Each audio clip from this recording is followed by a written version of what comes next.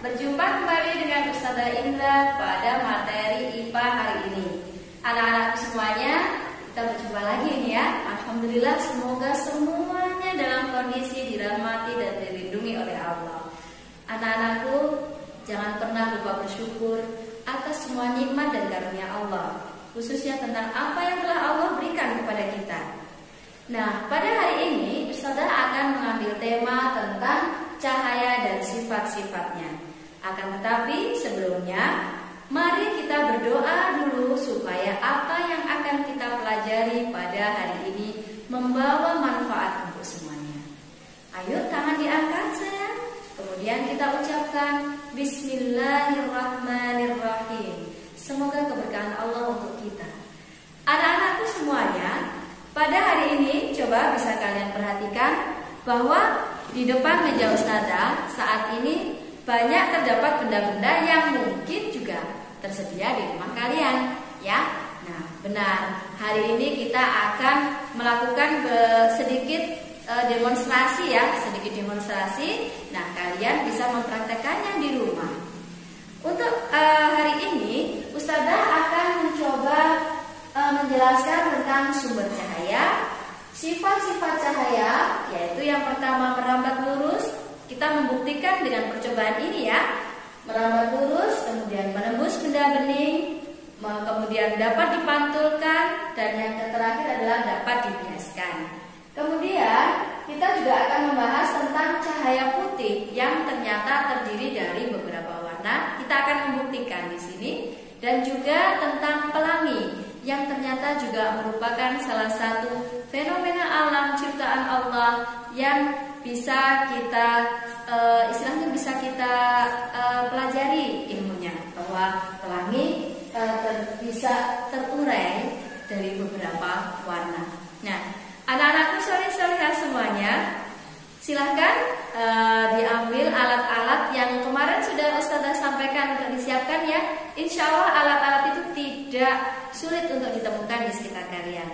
Nah, sebelumnya Ustazah mau tanya, untuk sumber cahaya, kira-kira apa saja yang termasuk ke dalam sumber cahaya? Ya, benar. Ada yang menjawab sinar matahari Ustazah. Ada lagi yang menjawab, kalau lampu senter gimana Ustazah? Ya, itulah sumber-sumber cahaya yang ada di sekitar kita. Anak-anakku soleh-solehah semuanya, setelah kita tahu tentang sumber-sumber cahaya, kita belajar tentang sifat-sifat cahaya. Yang pertama adalah bahwa cahaya merambat pada garis lurus. Ini bisa kita buktikan pada percobaan hari ini.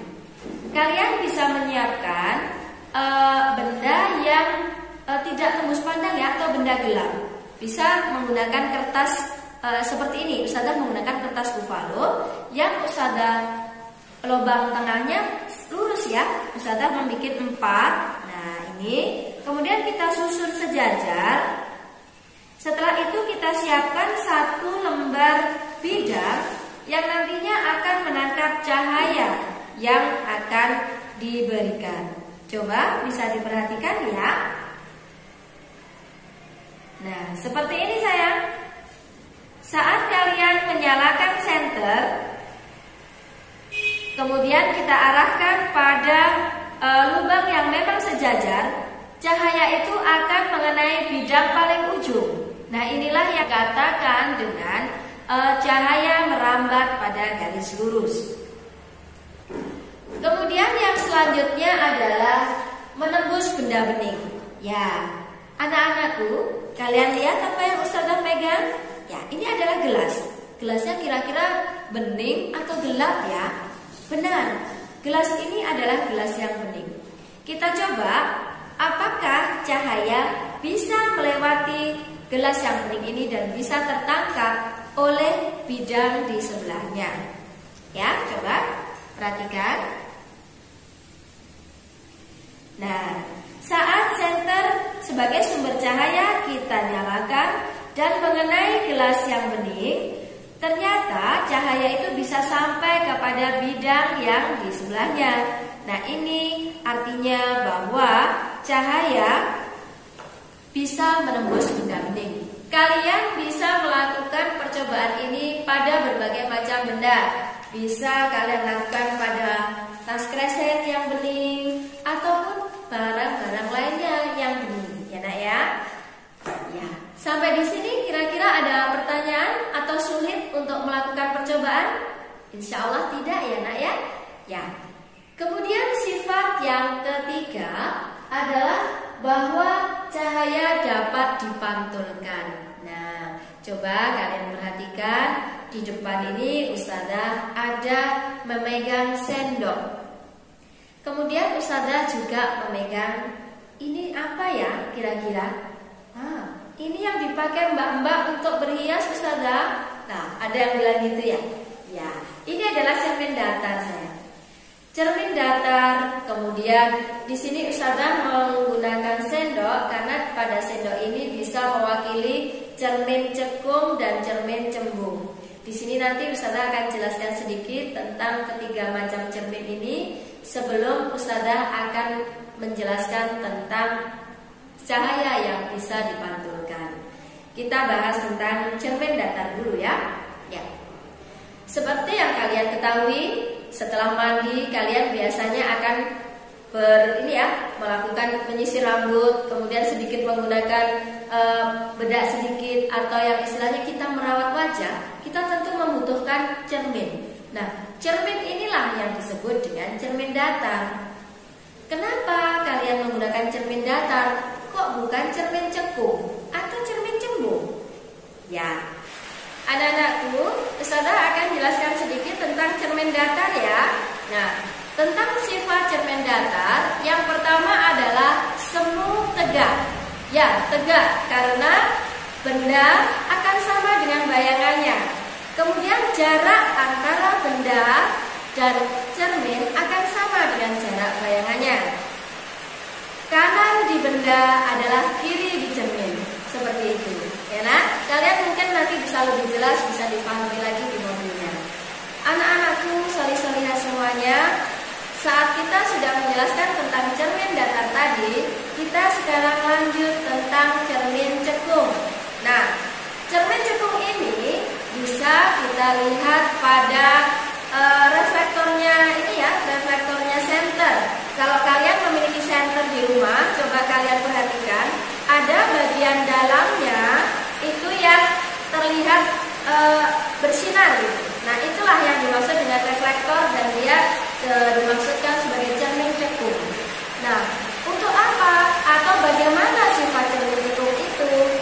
Anak-anakku, untuk cermin cekung saat dekat dan saat jauh bayangan yang dibentuk berbeda. Saat kita berada dekat dengan cermin cekung, maka sifatnya adalah semu, tegak, diperbesar.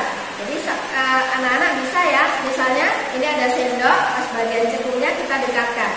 Di situ nanti akan muncul bayangan kita, semu, tegak, diperbesar. Nah, kalau kita jauhkan, apa yang muncul nanti bayangannya? Nah, bayangannya nanti yang terbentuk adalah nyata terbalik. Bagaimana? Nanti dipraktekkan ya di rumah ya. Bisa kalian meminjam sendok bunda, kemudian dicoba dipraktekkan apakah benar cermin cekung memiliki sifat seperti yang sudah Ustazah jelaskan tadi. Yang berikutnya adalah tentang cermin cembung. Ya, cermin cembung adalah bagian cembung ya. Untuk kehidupan sehari-hari kalian bisa perhatikan spion mobil atau motor. Nah, tentunya di rumah kalian ada motor ayah, motor bunda, atau mobil ayah atau mobil bunda. Kalian bisa perhatikan spionnya. Nah, spion ini berfungsi untuk membantu para pengendara supaya bisa melihat benda di belakangnya. Karena bayangan yang terbentuk adalah semu, tegak, diperkecil. Coba kalian bayangkan, kalau bayangan yang terbentuk diperbesar kan kalian tambah takut ya mengendarai motor atau mengendarai mobil. Gitu ya nak ya. Tadi kita sudah bahas tentang cermin datar, cermin cekung, kemudian cermin cembung. Nah, cermin-cermin ini bisa memantulkan cahaya. Kita kita bisa juga praktekkan bahwa cahaya bisa memantulkan, bisa terpantul saat, coba perhatikan, ini anggaplah adalah suatu bidang yang gelap. Kemudian kita nyalakan, ini senter sebagai sumber cahaya.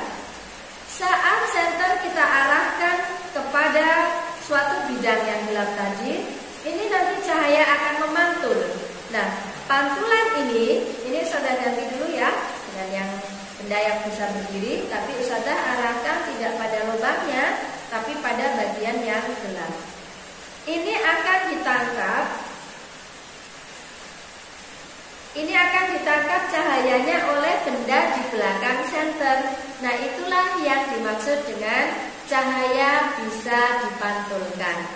Kira-kira sudah paham? Bisa dilakukan di rumah ya. Nah, untuk yang berikutnya adalah tentang pembiasan cahaya. Ini kita bereskan dulu ya. Karena pembiasan ini kita akan menggunakan media air. Kalian bisa praktek di rumah, ambil segelas air pada gelas yang bening. Kenapa harus gelas bening, Ustazah? Karena kalau gelap kalian sulit untuk mengamati. Coba perhatikan. Saat air dituangkan pada gelas, sendok kita masukkan. Jika kita lihat agak jauh gini ya nak ya, akan terjadi pembengkokan pada sendok. Loh, Ustazah, sendoknya patah. Itu tidak patah, tetapi itu dikarenakan adanya pembelokan cahaya atau pembiasan. Nah, ini bisa dijelaskan bahwa pembiasan terjadi saat cahaya melewati dua medium yang berbeda kerapatannya. Udara renggang, air lebih rapat, sehingga saat sendok kita masukkan akan terjadi pembelokan. Itu ya anak-anakku salah satu contoh tentang pembiasan cahaya. Anak-anakku salih-salihah semuanya, tadi sudah kita lakukan bersama-sama percobaan tentang sifat-sifat cahaya. Yang berikutnya adalah Ustazah akan sedikit bertanya sebelum kita melakukan percobaan berikutnya. Bertanya tentang apakah kalian pernah melihat matahari dengan mata telanjang? Ya, kira-kira apa warna matahari? Ya, ada yang menjawab putih. Tapi nanti ini dengan percobaan kita bisa membuktikan bahwa cahaya matahari itu bukanlah putih, tetapi ada berbagai macam warna. Untuk percobaan hari ini mungkin belum bisa mewakili atau belum bisa menggambarkan keseluruhan warnanya, tetapi nanti kalian bisa mencoba saat cuaca terang. Kalian bisa mengambil baskom yang berisi air, kemudian ambil cermin datar, kemudian kita masukkan. Setelah cermin datar kita masukkan, kalian bisa mengambil selembar kertas putih ya.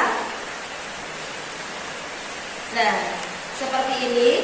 Jika kalian ada di bawah sinar matahari, tolong dipaskan sinarnya tepat mengenai cerminnya, sehingga nanti akan memantul ke kertas putih ini, sehingga kalian bisa melihat kira-kira warna apa yang terpantul pada kertas itu.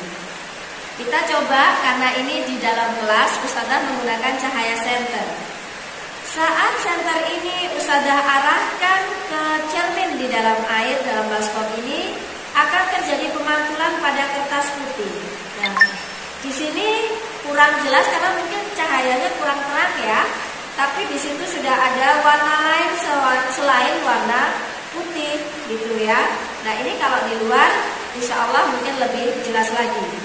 Warna apa kira-kira yang bisa terbaca dari percobaan ini?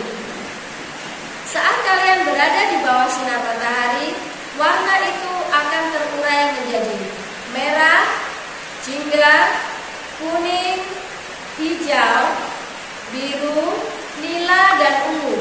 Ada 7 macam warna. Kalian bisa mempraktekkan sendiri di rumah ya.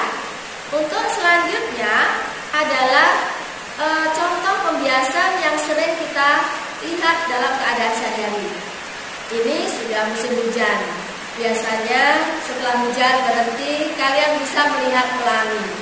Kira-kira pelangi itu warnanya apa? Ya, benar sekali.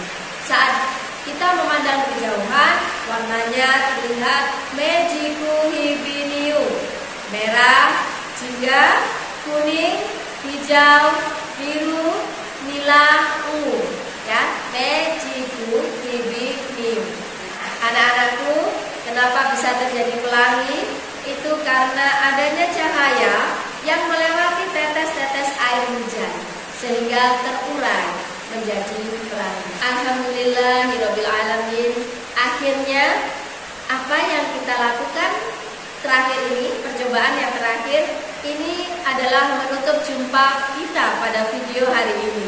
Ya, alhamdulillah sudah Ustazah jelaskan semuanya tentang sifat-sifat cahaya dan juga penguraian cahaya. Anak-anakku solih-solihah semuanya, tadi kita sudah mempraktekkan tentang penguraian cahaya.